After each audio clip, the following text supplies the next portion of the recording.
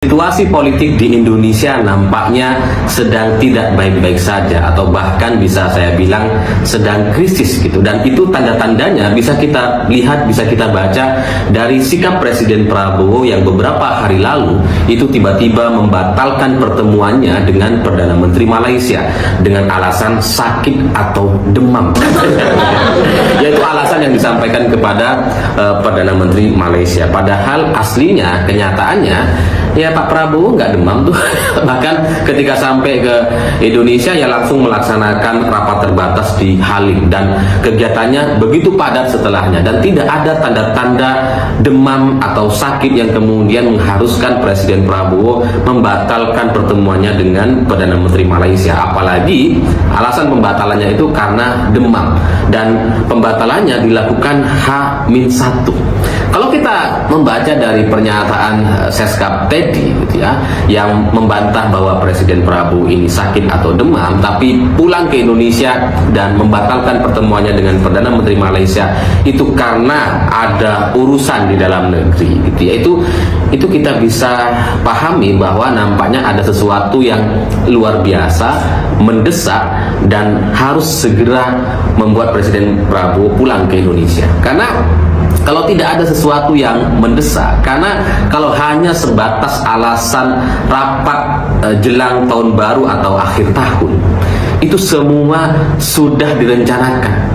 Jadi kalau hanya alasan masalah tahun baru atau akhir tahun, Presiden Prabowo nampaknya tidak perlu buru-buru pulang ke Indonesia dan membatalkan pertemuannya dengan Perdana Menteri Malaysia. Kenapa? Karena itu sudah diperhitungkan, sudah diperkirakan.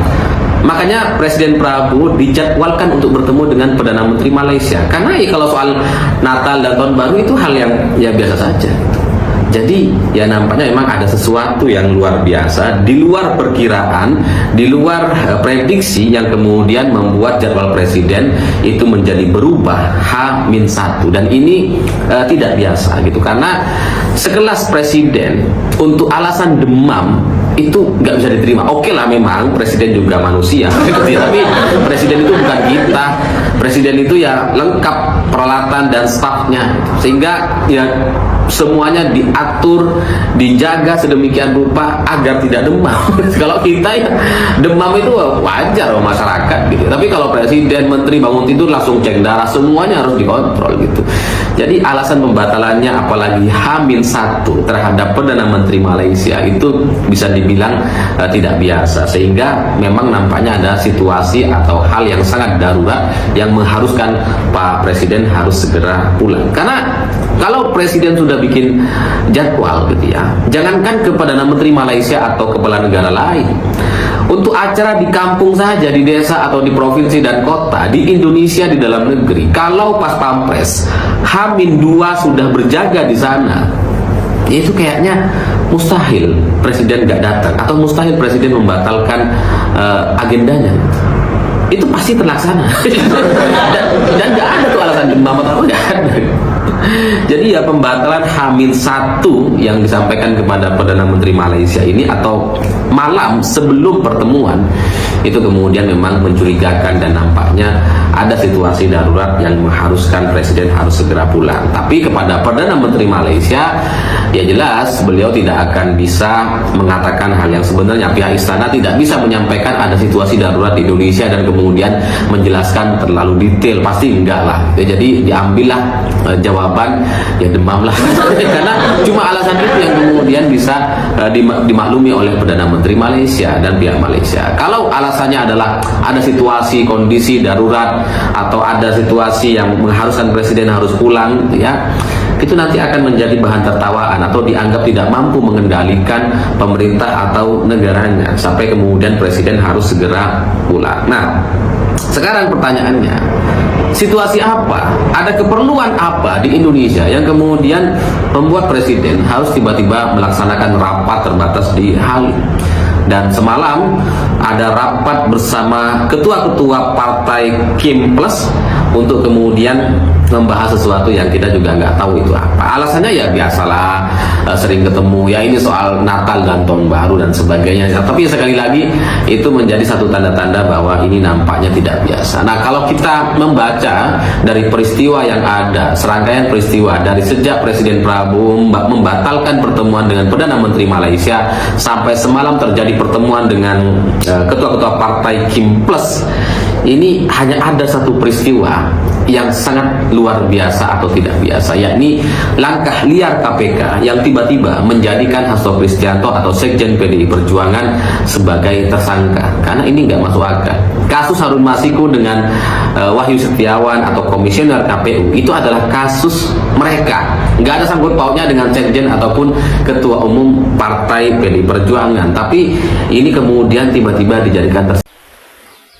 Oke, teman-teman, balik lagi dengan saya di channel ini, yang dimana kita akan membahas beberapa tanggapan atau komentar netizen dari video-video kita sebelumnya, teman-teman.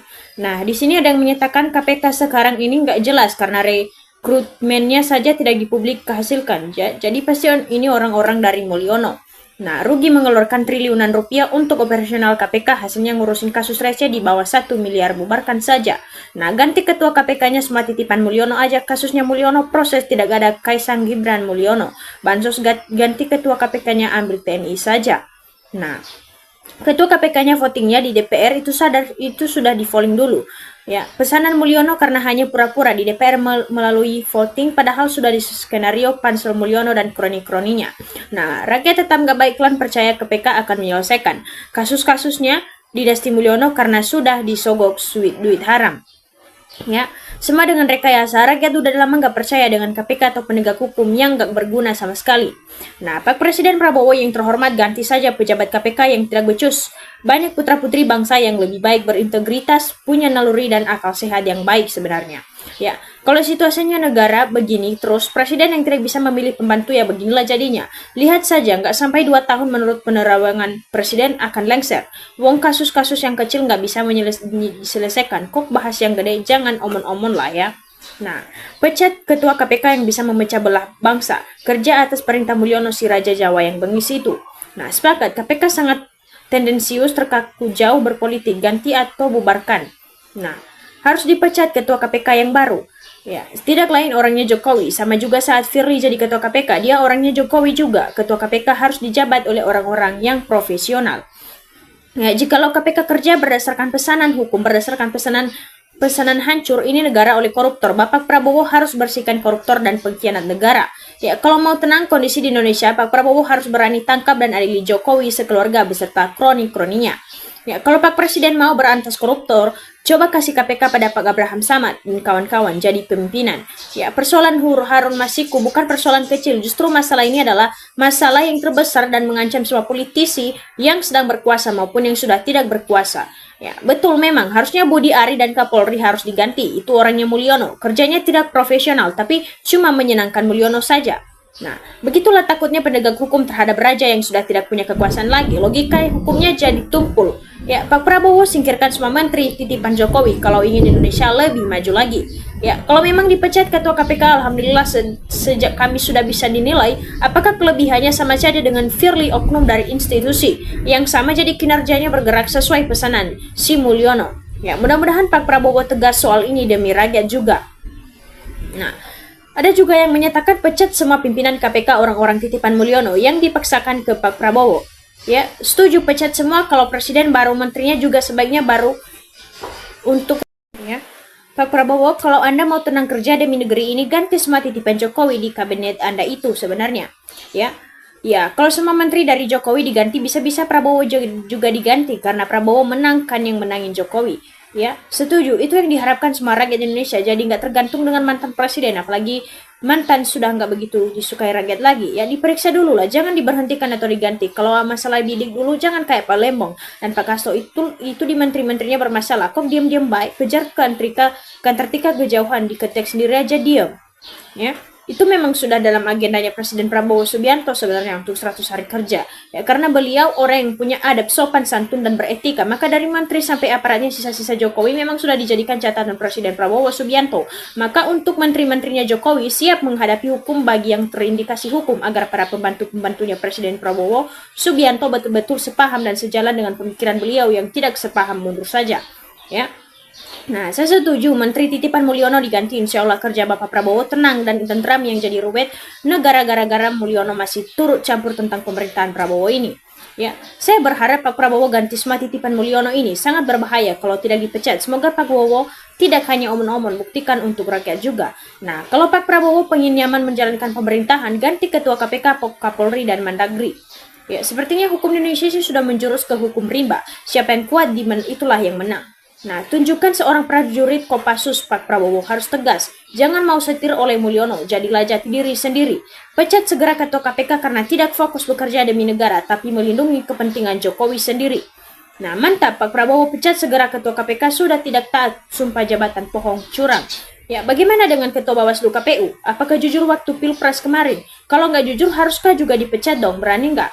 Ya, kenapa tidak berani? Siapa penguasa now? Presiden Prabowo yang berkuasa bukan Mulyono. Giliran Presiden Prabowo yang reshuffle kabinet baru. Ya, saya rasa nggak berani Ketua KPU sama Bawaslu dipecat sama Pak Wowo lah orang yang memenangkan dia. Nah, jangan sampai kasus-kasus seperti ini hanya pengalihan isu-isu yang lebih penting yang akan mencekik masyarakat seperti kenaikan PPN 12%. Ya, memang di awal pemilihan Ketua KPK ada kesalahan yang disengaja dan sudah dijalur sedemikian rupa oleh para pendukungnya Jokowi saat itu, sehingga pemilihan Ketua KPK dipilih atau ditentukan oleh Jokowi sendiri. Ya, sekarang pertanyaannya, Ketua KPK sekarang harus dipilih oleh Presiden Prabowo Subianto dan kepada Ketua KPK terpilih dilibatkan secara kewenangan agar tugas KPK sejalan dengan program-programnya Presiden Prabowo Subianto itu harus dan rakyat setuju untuk itu. Ya. Nah, begitu pula dengan Kapolri, Panglima TNI, Kejagung, dan pimpinan aparatur negara lainnya harus dipilih oleh Presiden yang berkuasa saat sekarang agar tidak ada pembangkangan dalam melaksanakan tugas. Karena program kerjanya Presiden Prabowo Subianto jelas tugas utama adalah pemberantasan korupsi sampai tuntas dan penegakan hukum yang adil bagi rakyat Indonesia, bukan untuk kelompok tertentu siapa yang melawan geser atau ganti. Ya. Nah, sangat benar, Prabowo harus waspada, gunakan kekuasaan untuk bangsa dan negara, beresin para pejabat pada lembaga atau institusi yang masih menjadi peliharaan Jokowi. Ya, lengsarkan semuanya agar pemerintahan yang dipimpinnya dapat berjalan dengan baik. Lengsarkan dan ganti Mendagri, Kapolri, Budi Ariel, Noel, Kyudari Marur, Erlangga Zulkifli, dan Wapres dan lain-lainnya. Ya. Nah, Prabowo harus tegas KPK kalau nuntut perang jangan didasarkan balas budi, terutama kalau anggota KPK dari perkembangan situasi sebaiknya jangan diangkat dari kelompok perpolcok lah, karena rakyat sudah kian percaya independenan lebih baik direkrut dari TNI, karena saat ini rakyat lebih lega kalau diangkat dari TNI. Lihat saja keputusan korupsi, Titnah masih begitu besar di korupsi, hanya dihukum sekitar 6 tahun saja. Nah, itu sudah tidak adil lagi. Ya, harus segera pecat Ketua KPK. Ia masih antek Jokowi. Jokowi bisa menyebabkan NKRI hancur. Pak Prabowo harus teguh pada pendirianmu sendiri. Nah, ya, bubarkan saja KPK agar tidak ada lagi dipakai sebagai alat permainan politik para penguasa negeri ini.